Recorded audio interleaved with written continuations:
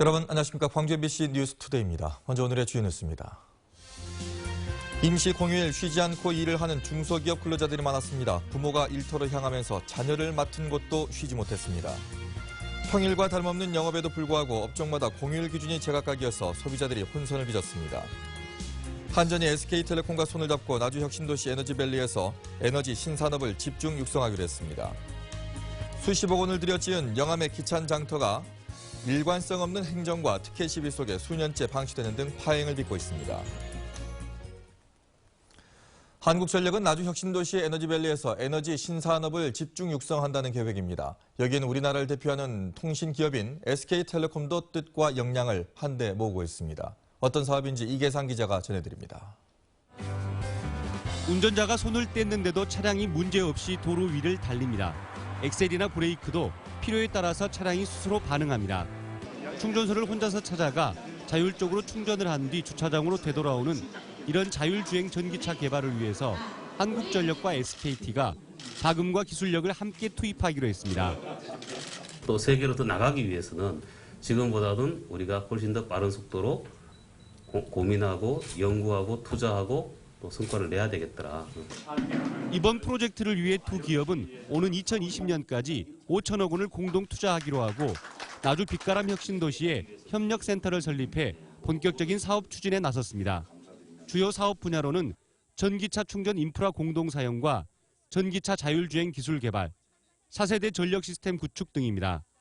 세계적인 산업의 흐름이 융복합 기술 쪽으로 쏠리고 있는 상황에서 SKT의 정보통신 기술력과 한전의 에너지 신산업 노하우가 결합할 경우 국제 경쟁력을 갖춘 신성장 동력 확보가 가능할 것으로 기대됩니다.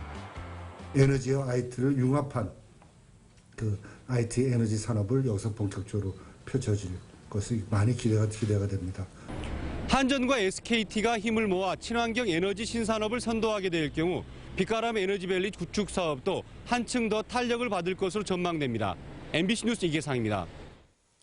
임시 공휴일이었던 어제 모두가 쉰 건 아니었습니다. 중소기업 등은 정상 근무를 하는 곳이 많았었는데요. 부모가 일터로 향하면서 자녀를 맡은 곳에서도 바쁜 하루를 보냈습니다. 정용욱 기자입니다. 광주의 한 가방 제조업체입니다. 원단을 자르고 재봉틀을 조작하는 손길이 분주합니다. 밀려드는 물량을 맞추기 위해 10여 명의 근로자들이 평상시와 다름없이 일을 하고 있습니다. 제 재고가 남은 것보다는 그때그때 만들어서 나간다는 게 보람이 있어요. 임시 공휴일을 맞아 관공서나 대기업은 대부분 쉬었지만 중소기업은 그렇지 못했습니다. 중소기업이 많은 하남산단에서 80개 업체를 골라 표본 조사를 해봤더니 10곳 중 7곳 이상이 쉬지 않고 정상 근무를 했습니다. 하루라도 쉬면 빠듯한 납기일을 맞추기가 쉽지 않기 때문입니다. 그 약속을 지키기 위해서는 저희도 이렇게 쉬는 날 없이 일을 할 수밖에 없는 상황입니다. 부모가 출근하면서 자녀를 맡은 초등학교 돌봄교사나 어린이집 교사도 쉬지 못했습니다. 광주의 경우 45곳에서 초등학교 돌봄교실이 운영됐고 어린이집은 10곳 중 4곳이 문을 열었습니다. 쉬어야 되는데 쉬지 못하고 이렇게 일을 하시니까 그래서 이제 저희 돌봄교실 먼저 취지가 그 학부모님들을 위한 것이기 때문에 누구는 쉬고 누구는 일하면서 상대적 박탈감이 없었다면 거짓말이겠지만 그래도 일터에서 묵묵히 최선을 다한 하루였습니다. MBC 뉴스 정용욱입니다. 쉰 사람보다 그렇지 못한 근로자가 더 많았던 어제 하루. 임시 공휴일이 불편했던 것은 소비자들도 마찬가지였습니다. 업종마다 공휴일 기준이 제각각이어서 현장 곳곳에서 혼선이 빚어졌습니다. 이미지 뉴스 리포터입니다. 광주 도심의 한 중형병원입니다. 임시 공휴일이라고는 하지만 직원 대부분이 정상 출근해 환자를 돌보고 있습니다. 의료기관의 특성상 정상 진료에 나섰지만 진료비는 평일과 달랐습니다. 병원을 찾은 환자들은 큰 액수는 아니지만 진료비를 더 낸 것이 내심 언짢습니다. 추가로 요금 내야 되는 거 혹시 알고 계셨어요? 내는 건 상관이 없는데 말을 해줬으면 좋겠어요. 임시 공휴일을 맞아 대형 병원들도 진료과를 줄이거나 오전 진료만 하는 형태로 축소 진료를 했는가 하면 평일과 똑같이 정상 진료를 한 병원도 있었습니다. 진료비 책정도 휴일 가산 진료비를 받거나 받지 않는 등 제각각이었습니다. 또 병원과 달리 약국들은 정상 진료보다 휴업을 택한 경우가 더 많았습니다. 평일과 주말, 휴일 요금이 다른 이른바 뷔페형 패밀리 레스토랑. 임시 공휴일이라는 이유로 대부분 주말, 휴일 요금을 받아 소비자들의 불만을 샀습니다. 미리 뭐 보지 않았으면 좀 이야기를 할 것 같긴 한데 나쁘죠, 기분 나쁘죠. 반면에 골프장들은 대부분 주중 요금을 적용해 대조를 보였습니다. 내수를 살리겠다며 닥쳐서야 예고한 임시 공휴일. 소비 촉진이라는 경제 효과와 별개로 시민들의 일상생활에 혼선을 줬다는 평가를 피하기 어려워 보입니다. MBC 뉴스 이미지입니다. 수십억 원의 세금을 들여서 지은 농특산품 판매장이 수년째 놀고 있습니다. 자치단체의 원칙 없는 행정이 사태를 악화시키고 있다는 지적입니다. 문현철 기자입니다. 적자와 각종 잡음으로 2년 전 문을 닫았던 영암군 농특산품 판매장인 기찬장터. 영암군은 민선 6기에 들어서 이곳을 로컬푸드 직매장으로 활용하겠다며 1억 5천만 원의 예산을 확보하고 지난해 8월 영암농협을 위탁 운영자로 선정했습니다. 그러나 사업은 또다시 파행을 빚고 있습니다. 영암농협이 로컬푸드 외에 농부식당 개설을 요구하면서 예산이 4배나 불어났는데 영암군은 적절성 여부를 따지지 않고 이를 수용했습니다. 군의회도 지난해 관련 예산을 전액 삭감했다가 올해 첫 추경에서는 똑같은 사업 예산을 그대로 통과시켜 논란을 키웠습니다. 게다가 세부적인 사업 계획도 없는 상태에서 예산만 통과돼 가뜩이나 늦어진 사업이 또 언제 추진할 수 있을지도 미지수입니다. 그러니까 이제 작년에 대상자 선정을 해놓은 이후에 이제 추가적으로 그런 영암농협에서 그런 요구사항이 있어가지고 이것을 좀 더 좋은 쪽으로 이제 해보자는 뜻으로 이제 예산이 늘어났잖아요. 네. 예, 그런 부분 때문에 이제 계약을 못했던. 의회 안에서는 사업 내용이 당초 계획과 크게 달라졌기 때문에 위탁 운영자 공모 절차를 다시 밟아야 한다는 지적이 제기되고 있습니다. 또 로컬푸드 직매장이 뒷전으로 밀리고 농부식당이 사업 전면에 등장한 것에 대한 지역 상권의 거부감도 커지고 있습니다. 20억 원의 세금이 투자됐던 기찬장터. 일관성 없는 행정과 특혜 시비 속에 갇힌 채 잡초만 무성하게 자라고 있습니다. MBC 뉴스 문현철입니다. 사육 투수 감소에 따른 한우 가격 상승과 수입산 증가로 국내 소고기 작업률이 가파르게 떨어지고 있습니다.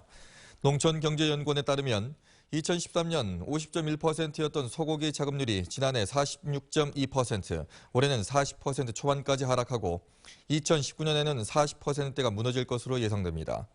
올 1, 4분기 한우 도매 가격은 1년 전보다 30%나 올랐으며 한우 가격 강세로 외국산 소고기 수입량은 25% 늘었습니다.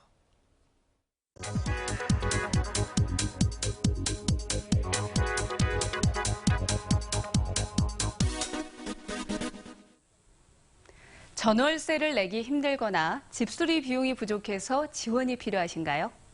저소득층의 주거비를 지원하는 제도, 주거급여를 신청해 보셔도 좋을 것 같습니다. 4인 가구를 기준으로 월 소득이 190만 원 미만이고요. 부양해줄 사람이 없는 경우 주거급여를 신청할 수가 있습니다. 소득과 재산이 얼마가 있는지, 그리고 실제 그 집에 살고 있는지 등 조사를 거쳐 급여를 받을 수가 있습니다. 주거급여 대상자에 선정이 되면 월 평균 11만 원가량을 지원받을 수 있습니다. 장애인 가구 경우에는 지원금 외에도 집을 수리할 때 380만 원 안팎의 편의시설 설치 비용을 추가로 지원받을 수 있습니다. 작년 한 해 광주 전남에서는 모두 1,800가구에서 76억 원의 주거급여를 지원받았습니다. 올해는 저소득층 주거급여 지원 사업에 지난해보다 2배 이상 늘어난 193억 원을 투입해 더 많은 주거 소외계층을 지원할 예정이라고 합니다. 카드뉴스였습니다. LH 광전남 본부가 행복주택 등 공공사업용 토지를 마련하기 위해 올해 700억 원 규모로 땅을 사들입니다. 매입 대상 토지는 신청일 당시 개인이나 법인 명의로 돼 있고 행복주택이나 도시재생 등 공공사업에 적합해야 합니다. 신청은 오는 9일부터 20일까지 LH 지역본부에서 하면 됩니다. 소형 어선을 들이받아 사망사고를 낸 외국인 선장이 해경에 붙잡혔습니다. 해수해양 경비안전선은 업무상 과실치사 등의 혐의로 러시아인 선장 63살 A씨를 어제 오후 긴급 체포해 조사하고 있습니다. A씨는 지난 5일 밤 10시 20분쯤 여수시 남면 안도 동쪽 10km 해상에서 자신이 몰던 6만 2천 톤급 유조선으로 5톤급 소형 선박을 들이받았으며 이 충격으로 선장 58살 강모 씨가 바다에 빠져 숨졌습니다. 해경은 A씨가 사고 직후 아무런 조치를 하지 않고 56km나 항해를 계속한 점 등을 토대로 A씨에게 뺑소니 혐의를 추가로 적용하는 방안도 검토하고 있습니다. 교실에서 초등학생을 성폭행한 교사에게 징역 5년이 선고됐습니다. 광주지법 순천지원은 지난 2010년 고흥의 한 초등학교 교실에서 자신이 담임을 맡고 있던 초등학생을 성폭행한 혐의로 68살 류모 씨에 대해서 징역 5년을 선고하고 80시간의 성폭력 치료 프로그램 이수를 명령했습니다. 법원은 류 씨가 또 다른 초등학생을 성추행한 혐의도 있지만 친고죄가 폐지되기 전인 당시 피해자 부모가 처벌을 원치 않아 공소를 기각했다고 밝혔습니다.